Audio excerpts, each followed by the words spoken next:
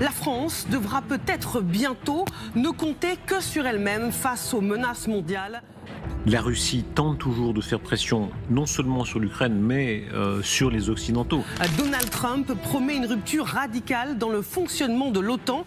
L'équipage de la frégate de la flotte du nord de la marine russe, amiral Golovko, qui a effectué les exercices donc dans la Manche, entre le Royaume-Uni et la France. La France devra-t-elle protéger ses voisins? L'armée française est-elle prête à la guerre?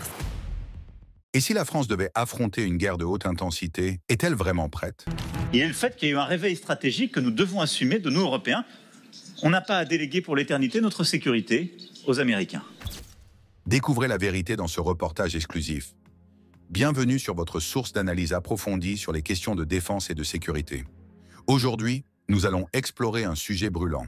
La capacité de l'armée française à faire face à un conflit de haute intensité, un thème particulièrement préoccupant avec les tensions croissantes en Europe de l'Est.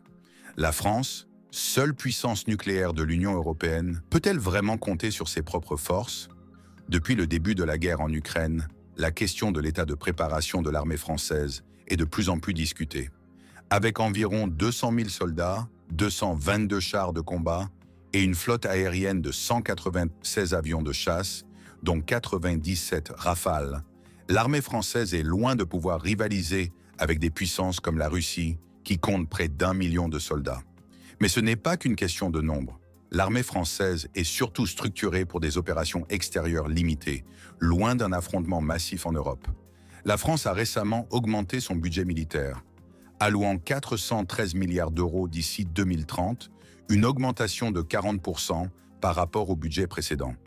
Cependant, malgré cet effort, de nombreux experts estiment que cela ne suffira pas. Sébastien Lecornu, ministre des Armées, souligne l'importance de se préparer aux guerres de demain. Mais cet investissement est-il suffisant pour soutenir une guerre prolongée sans le soutien des États-Unis? Et surtout, l'Europe est-elle prête à défendre elle-même ses frontières en cas de retrait américain? L'armée française est déjà largement déployée à l'étranger, avec des troupes en Afrique, au Moyen-Orient et en Europe de l'Est. En Roumanie, au sein de la mission Lynx, des soldats français collaborent avec leurs alliés européens pour maintenir la paix. Mais cette dispersion des forces est aussi un inconvénient majeur. La capacité de l'armée à intervenir sur plusieurs fronts devient limitée, surtout face à un conflit de haute intensité. La France possède une expertise inégalée dans de nombreux domaines comme le nucléaire, le spatial et le cyber. Mais selon certains experts, l'armée française est une armée échantillonnaire, avec des compétences dans de nombreux domaines, mais sans la masse critique. Le général Dominique Delord parle même d'une armée bonsaï, puissante, mais en format réduit. Dans un contexte de guerre, cela pourrait être un handicap majeur. En conclusion, l'armée française dispose de nombreux atouts, mais est-elle vraiment prête à faire face à un conflit de grande ampleur en Europe? Le président Emmanuel Macron appelle à un réveil stratégique de l'Europe. Reste à voir si cette prise de conscience aboutira à des actions concrètes, capables de renforcer notre défense collective. Merci d'avoir suivi cette analyse.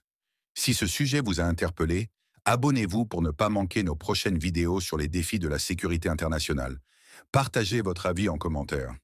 La France est-elle prête pour la guerre? À bientôt.